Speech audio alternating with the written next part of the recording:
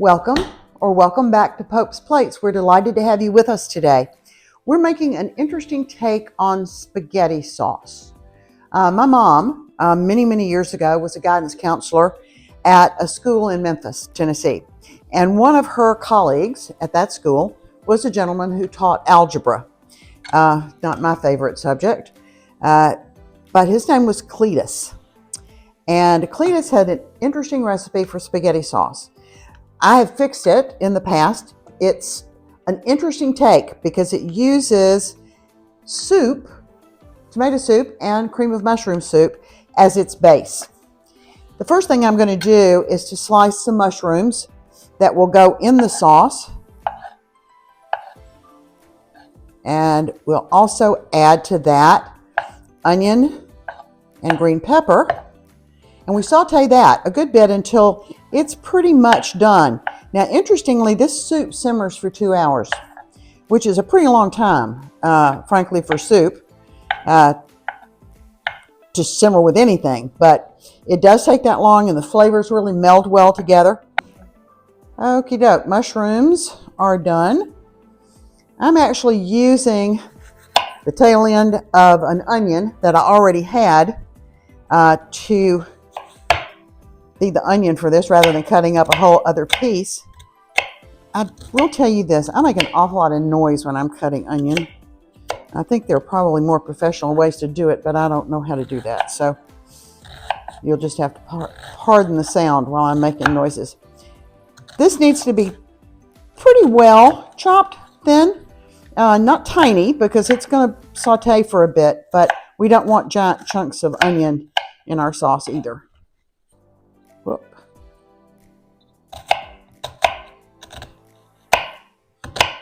I remember when my mom brought this recipe home from her friend, that really doesn't sound at all like the recipe that my mom used for spaghetti sauce or my grandmother used for spaghetti sauce, and I wasn't sure that I would like it, but actually it's really pretty good. And I encourage you to give this one a shot. So the onions are done, and last thing we do here is get the green pepper cut up, add this to my garbage bowl and get it out of the way, and take off some of the membrane that's in this green pepper. It's a little, I don't like to have that, nor the seeds. Now there's a seed that doesn't want to give up.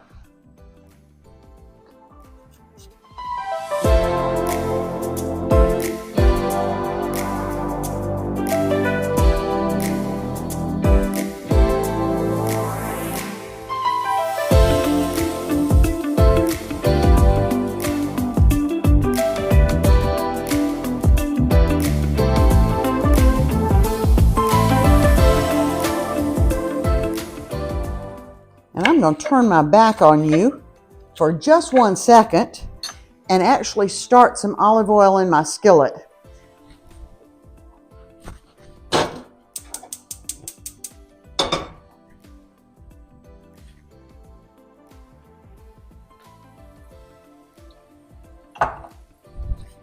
Okay, I want that oil to be at least pretty hot when I add the green pepper and the onion. I don't want to start it in cold oil. That doesn't make any sense.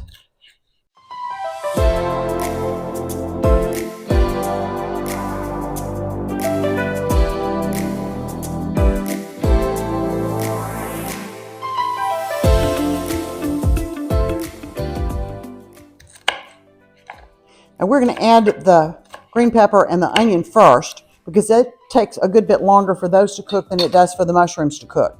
I'm going to scooch the mushrooms here a little bit out of the way so that I don't make a mess and add them in when I shouldn't. All right. I'm going to add these in to my skillet.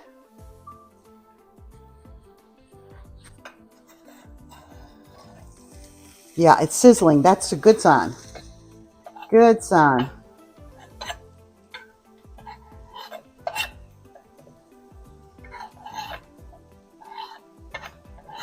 All right, I'm going to cook these for maybe 3 to 5 minutes before I add the mushrooms to make sure that they are at least fairly softened and the onions are a bit translucent. While the onions are cooking, I'm going to go ahead and mix the soup base that makes this sauce. We've got 1 can of cream of mushroom soup, and we've got 1 can of cream of tomato soup.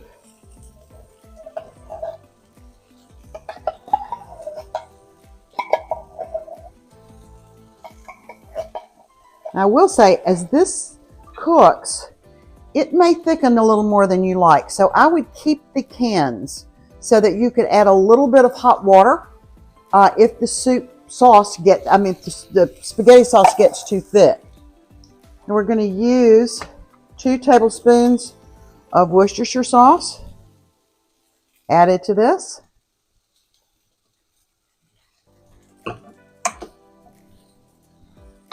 Going to add a teaspoon of black pepper, and we're going to do 1 teaspoon of chili powder. And it calls for a dash of Tabasco. I don't have Tabasco, but I've got sriracha, sort of the same thing. So I'm just going to do 1 small squirt of that. And we're going to stir this up so that it is completely blended.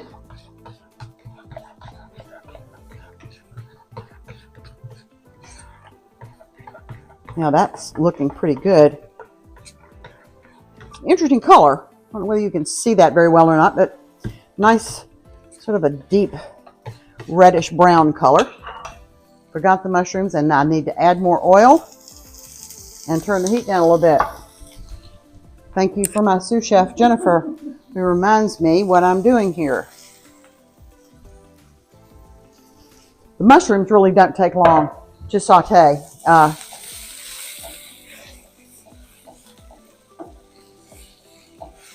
And the onions are just a hair brown, but that's okay.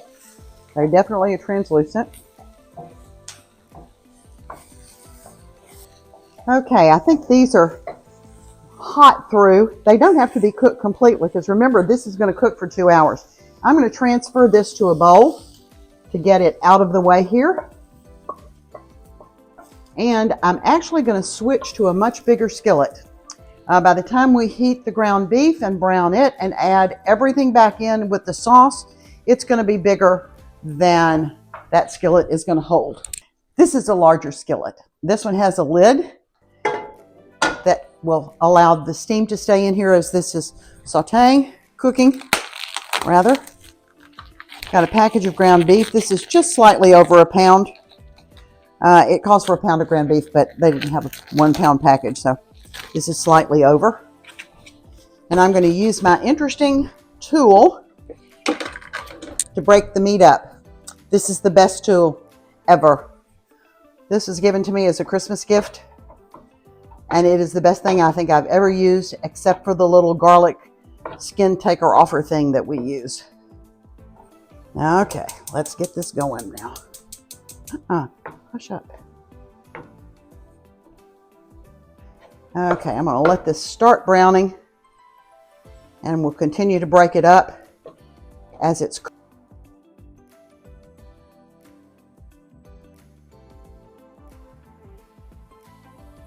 A few moments later. I'm actually going to drain part of the grease from this meat. I had intended to get a leaner variety of beef, and I just messed up and didn't do that when I was at the grocery store.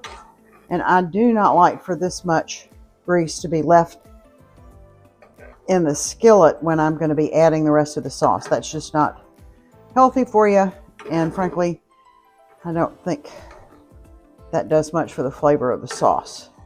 So I've withdrawn most of that fat. I'm going to let it brown just a little bit more.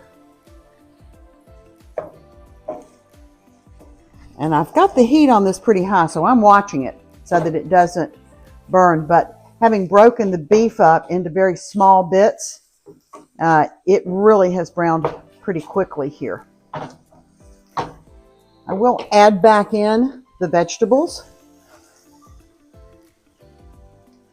the mushrooms, the onions, and the green pepper that we cooked earlier.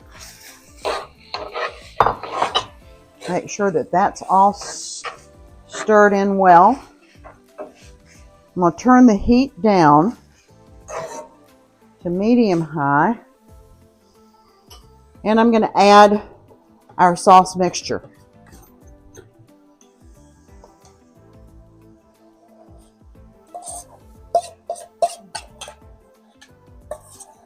And keep in mind, I did suggest that you keep the cans of soup so that you can add hot water to this as it's cooking. This sauce is pretty thick. Now, it thins out some as it begins to heat up, but it is pretty thick.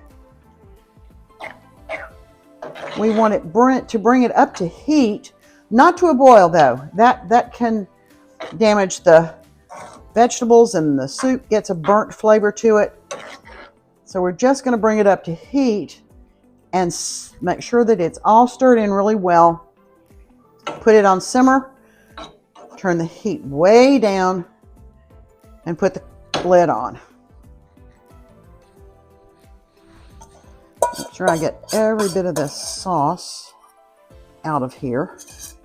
In fact, I think I'm going to just add a touch of water,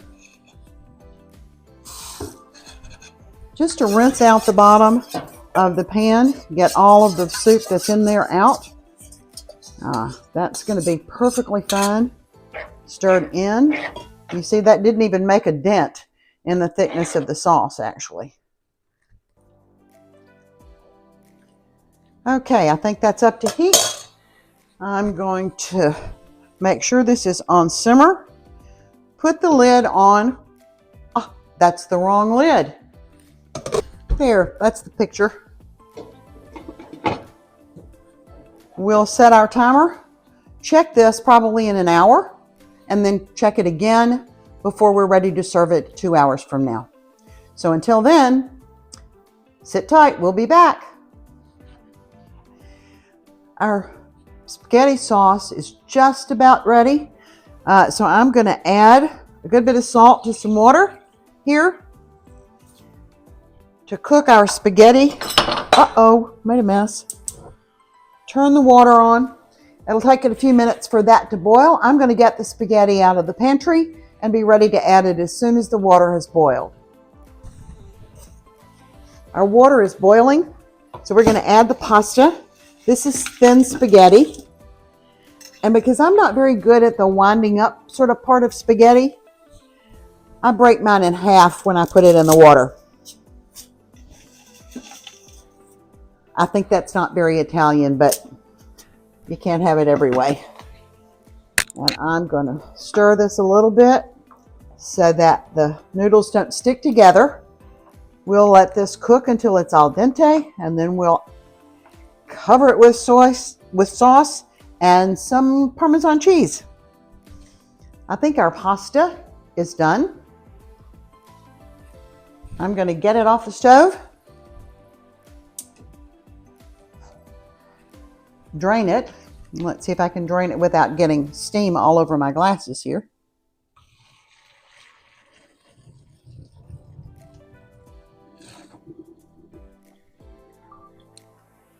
Okay, that got just about all of it.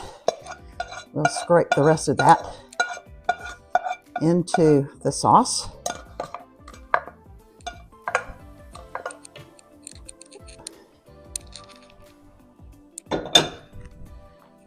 And the rest of the pasta goes in. I'm going to stir this around to make sure that every little bun of the noodles has got some pasta sauce on it. It's looking good. Sauce cooked down. We did not have to add any more water. I had said earlier that we might, but we didn't. It cooked down beautifully. It's not too thick. And I have got some Parmesan cheese that I want to grate over the top of this. Nothing better than pasta and Parmesan. If you don't have a microplane, I suggest you get one. These are handy tools to have in the kitchen.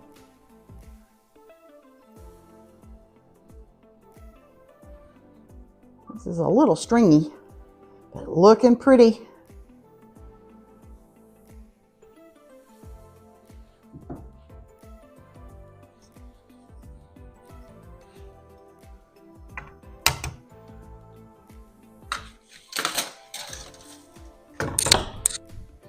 Okay, this looks good enough to eat. If you try this recipe and you like it, please let us know in the comments below. If you've got a special pasta recipe that you'd like to share, please do. We'd love to try it. Until we see you again, let's keep cooking.